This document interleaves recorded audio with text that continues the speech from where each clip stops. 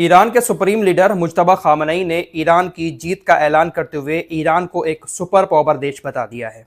दरअसल कल 40वां था अली खामनेई का। उसी मौके पर सुप्रीम लीडर मुज्तबा खामनेई की तरफ से 11 पन्नों का एक पेज इजराइल की सरकारी मीडिया पर दिखाया गया। मुज्तबा खामनेई ने अपने बयान में ईरान की इस जंग में फतह का ऐलान किया। साथ ही साथ मुज्तबा खामनेई ने कहा कि ईरान एक सुपर पावर देश बनकर सामने आया है और उसकी राह पर बहुत तेजी के साथ आगे बढ़ रहा है। ईरान भी एक मेजर पावर बन चुका है। स्टेट ऑफ हॉर्मुज को लेकर मुज्तबा खामनेई ने कहा कि अब स्टेट ऑफ हॉर्मुज हमारे कब्जे में है और इसको एक नया मैनेजमेंट अपने तरीके से चलाएगा। हमारे देश पर हमला करने वाले अपराधियों को हम छोड़ेंगे नहीं। हर एक खून का बदला अपराधियों से लिया जाएगा। मुज्तबा खामनेई के नाम से ये जो बयान सामने आया था वो 11 पन्नों का था, लेकिन इसकी जो मेन बातें हैं वो मैं आपके सामने रख रहा हूं। मुज्तबा खामनेई ने कहा कि देखिए, ईरान युद्ध नहीं चाहता, लेकिन अपने अधिकारों के लिए ईरान सब कुछ करने को तैयार है। हम अपना हक हासिल करने के लिए अपनी जान भी गंवा देंगे और जिन लोगों की जान गई है उन लोगों की जान का बदला भी अपराधियों से चुन चुन कर लेंगे।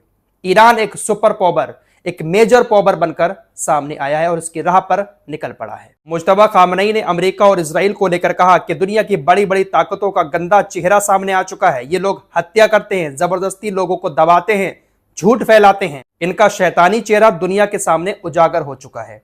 इन्होंने हमारे जितने भी शहीदों का खून बहाया है, जितना भी हमें नुकसान पहुंचाया है, उसकी हर एक कीमत हम इनसे अदा करेंगे। मुज्तबा खामनेई ने डायरेक्ट इन इस्लामिक देशों को संबोधित करते हुए कहा कि आप एक चमत्कार देख रहे हैं, इसको सही ढंग से देखें, सही ढंग से समझें और सही जगह पर खड़े हों। और सबसे बड़ी बात, आप हमसे किसी तरह का झूठा वादा ना करें।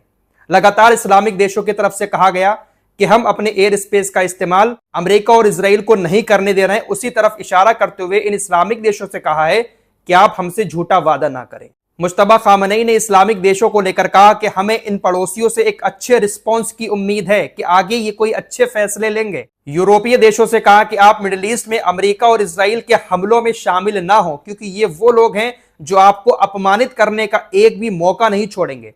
आप जब तक इनका साथ देंगे ये आपको अच्छा कहेंगे, लेकिन जैसे ही आप पीछे हटेंगे ये आपको अपमानित करेंगे, आपकी इंसल्ट करेंगे। इसलिए यूरोपीय देशों, आप भी हमसे दूर रहो। इस तरह की बड़ी बड़ी बातें मुज्तबा खामनेई की तरफ से 11 पन्नों के बयान में कही गई हैं। सबसे बड़ी बात यह कही है कि ईरान एक मेजर पावर बनकर सामने आया है और उसी राह पर चल रहा है। मुज्तबा खामनेई का यह बयान बता रहा है कि ईरान सरेंडर नहीं करेगा। ईरान उन शर्तों को नहीं मानेगा जो जबरदस्ती अमेरिका ईरान के ऊपर थोपना चाहता है। फिलहाल पाकिस्तान के अंदर आज मीटिंग हो सकती है। फ्राइडे है और फ्राइडे को मीटिंग हो सकती है। पाकिस्तान में इस मीटिंग को होस्ट करने की जोरों शोरों से तैयारियां चल रही हैं। अमेरिका और ईरान के अधिकारी रात ही पाकिस्तान पहुंच चुके हैं। बड़ी बात यह रही कि ईरान के अधिकारियों को लेने खुद पाकिस्तान की सेना के लड़ाकू विमान पहुंचे। दरअसल पाकिस्तान के लड़ाकू विमान ईरान के अधिकारियों की सुरक्षा करने वहां पर पहुंचे थे। ईरान के अधिकारियों का विमान जब पाकिस्तान के लिए उड़ा तो पाकिस्तान के लड़ाकू विमान उस विमान को चारों तरफ से सुरक्षा घेरा बनाकर पाकिस्तान तक लेकर आए हैं। और यह सब इजराइल की वजह से किया गया। पाकिस्तान और ईरान के अधिकारियों को इस बात का शक था कि हो सकता है कि इजराइल की तरफ से कोई खुराफात ईरान के अधिकारियों के साथ कर दी जाए। ईरान के अधिकारियों का विमान उड़ता हो तो उसी बीच इजराइल उस पर कोई हमला कर दे। इसीलिए पाकिस्तान के लड़ाकू विमान ईरान के अधिकारियों के विमान को सुरक्षा घेरा बनाकर पाकिस्तान तक लेकर आए हैं। फिलहाल इस वीडियो को मैं रात के तकरीबन 1 बजे रिकॉर्ड कर रहा हूं। आप लोग सुबह में देख रहे होंगे। अभी तक तो यही खबरें हैं कि मीटिंग होना है, लेकिन इस जंग के दौरान हमने देखा है कि चीजें कितनी जल्दी जल्दी बदली हैं। कभी भी कुछ भी हो जाता है। फिलहाल अभी तक तो रात के 1 बजे तक यह मीटिंग कंफर्म है। रिपोर्ट्स के मुताबिक ईरान के अधिकारी पहुंच चुके हैं। साथ ही साथ जो उपराष्ट्रपति अमेरिका के आ रहे हैं उनका काफिला भी पाकिस्तान के अंदर पहुंच चुका है। अमेरिका का एक विमान है C-17। वो विमान अपने अंदर बहुत सारी गाड़ियां भरकर पाकिस्तान पहुंच चुका है। अमेरिका के उपराष्ट्रपति जेडी वेंस का काफिला जब इस्लामाबाद एयरपोर्ट से उस जगह पर जाएगा जहां पर मीटिंग होना है, तो उस काफिले में कौन कौन सी गाड़ियां इस्तेमाल होंगी, वो सारी गाड़ियां अमेरिका से पाकिस्तान पहुंच चुकी हैं। भारी बख्तरबंद शेवरले सवर्मन गाड़ियां, स्पेशल एम्बुलेंस, सहायता ट्रक, विस्फोटक खतरों से बचाव के लिए ECM जैम वाहन, जो सलाहकार और कर्मचारी हैं उनके लिए SUV और वैन, जो पीछे एक्स्ट्रा सिक्योरिटी होगी उसके लिए भी अलग से गाड़ियां आई हैं। कुल मिलाकर 40 से 60 गाड़ियां C-17 विमान में पाकिस्तान पहुंच चुकी हैं। जेडी वेंस का जो काफिला जाएगा वो अपनी गाड़ियों से ही जाएगा। इनके जो सुरक्षा कर्मी होंगे वो भी अपनी ही गाड़ियों में चलेंगे। इन्हें पाकिस्तान की गाड़ियों पर भरोसा नहीं है। अमेरिका के उपराष्ट्रपति का काफिला अपनी ही गाड़ियों से पाकिस्तान की सड़कों पर दौड़ेगा और ये गाड़ियां भी पाकिस्तान के अंदर पहुंच चुकी है। मीटिंग फिक्स है, मंच तैयार है। कुछ ही घंटों के बाद फैसला आ जाएगा कि ये जंग चलेगी या फिर ईरान और अमेरिका के बीच किसी तरह का कोई समझौता हो जाएगा। वैसे चांसेस बहुत कम है। मुश्तबा खामनेई के बयान आने के बाद तो और लगने लगा है कि ईरान परमाणु मामले पर समझौता नहीं करेगा, क्योंकि मुश्तबा खामनेई ने कहा है कि ईरान सुपर पावर बनकर सामने आया है और उसी राह पर चल निकला है।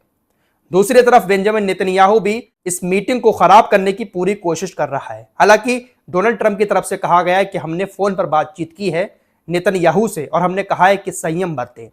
बीबी संयम बरतने को तैयार है। नेतन्याहू को बीबी कहा जाता है।